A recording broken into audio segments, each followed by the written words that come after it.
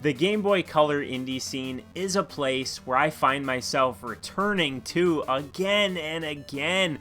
Throughout 2025, I have played so many great games that are made in current times for this retro piece of hardware. It's absolutely incredible. Now, most of these games you're going to find on itch.io, or maybe you can buy a cartridge from Broke Studios or someplace like that, which is the case for this game as well, but oftentimes these games are so good that they manage to find themselves being ported to modern platforms. Pokettohiro is now available on consoles and PC, courtesy of Ratalaika Games. This is a game that I have known about for quite a while now and have always wanted to play it. In my head, I was going to pick it up eventually, but now that it's here and I have it available on Nintendo Switch, I dove right in right away, and I'm so happy that I did. Now, do understand going into this game that just because it's on Nintendo Switch and the other platforms, that doesn't mean that it's any more modern of a game than the original version. This is simply a port with some added features. So the restrictions of the Game Boy Color hardware still apply here. So you're going to see some sprite flicker at times, a little bit of slowdown, and you only have B, A, select, and start to use in terms of the game functionality. Now, the game's story is going to follow a group of brave heroes who must gather the fragments of the magic crystal and then have a face-off with the evil Black Knight. Now, because the story has some twists and turns that I really don't want to spoil, I'm not going to dive too much into it. But it was pretty delightful, and I definitely enjoyed it. Now, when you start out, though, you're only going to have available one of the characters that I mentioned. There are 6 total, but you're going to start off with a very generic hack and slash sword-wielding character who is the main protagonist of the adventure, but throughout the game, it does have some dungeons. You're going to dive into these dungeons, and then each of the main ones in the beginning is going to reward you with a new character, which yields new abilities. Now, just to name a few, because again, I don't want to spoil all of them and that charm of the game, you'll get an archer, you'll also get a bird that can fly, and characters like that. Each one has their own unique ability, and this is really important because you're going to need to use these abilities to traverse to new areas that you couldn't reach the first time through. It does have a tiny bit of like Metroidvania style progression in that regard, but it is not a Metroidvania by any means. There is a town that you'll start off in, and there are some side quests and lots of collectibles and things that affect different aspects of the game, but you really need to keep track of all this for yourself, because being a retro game means that it's retro in the way that it's tracked, as there is no tracking really. You do have an inventory screen and a character select screen. There are basically 2 different currency types. You have gold, which you spend at the shops, but then you have the magic crystals, which I don't completely understand what they affect. Maybe there's a different ending. I'm not entirely sure since I didn't fully complete the game. I just rolled the credits. This game is an absolute blast. I had so much fun in every single one of the biomes.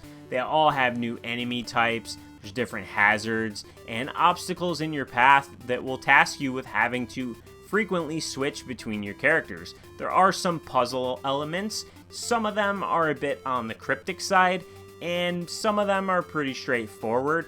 Unfortunately, one of the most cryptic parts of the entire game comes from the forest area, which is the first place you're going to go, and to get to your very first dungeon.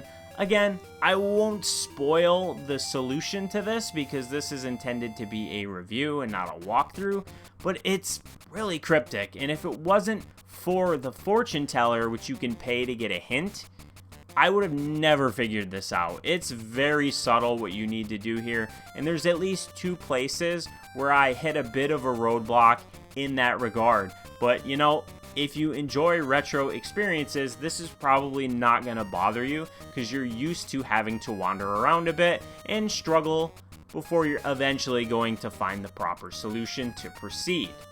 Other than that though, the game is pretty smooth sailing and highly enjoyable. It has some really great boss fights at the end of each dungeon. Admittedly, they're mostly pretty easy except for maybe the final boss, but they do ramp up gradually in terms of their difficulty. Switching between the characters is a lot of fun, and when you have all 6 of them at your disposal, you're likely not going to settle in on just one, but switch freely between them depending on which area you're traversing. In terms of Game Boy Color style visuals, I really love the pixel art for Game Boy Color games, and it looks fantastic here. It's so colorful and vibrant, and there's a pretty good soundtrack. Some tracks are better than others, but for the most part, they're all pretty good. In terms of my complaints for the game, I already mentioned my main one, which is the crypticness of some of the progression. It's very confusing, at a few points, and you're likely going to scratch your head. Other than that though, there is some wonky hit detection, especially when you take a hit.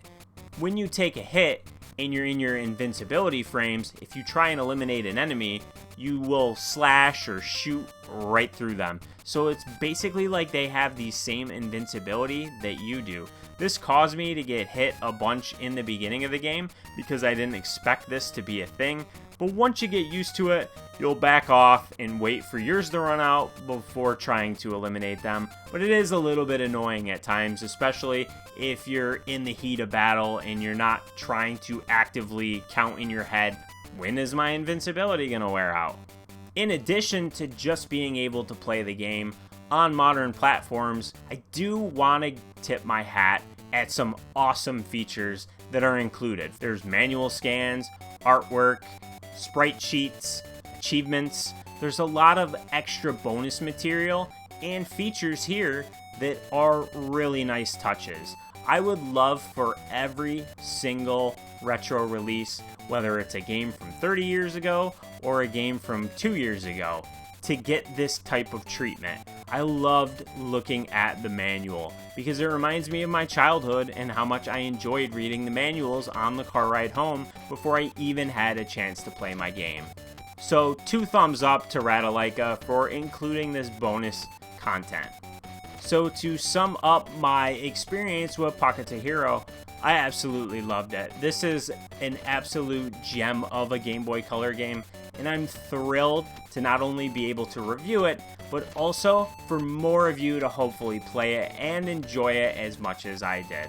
Hats off to the development team for making a wonderful Game Boy Color game that has everything you can possibly want in a Game Boy Color release, and then props to Ratalaika for having visual options, save states, rewind, and gallery features all in one package to enjoy the game on modern platforms. Definitely check this out. You will not be disappointed. If you have any questions about the game, that I didn't cover something in enough detail, drop a comment below. If you enjoyed the video, make sure to give it a like, subscribe if you haven't done so already, and click the bell icon for notifications. And as always, I appreciate you watching, and I'll see you next time.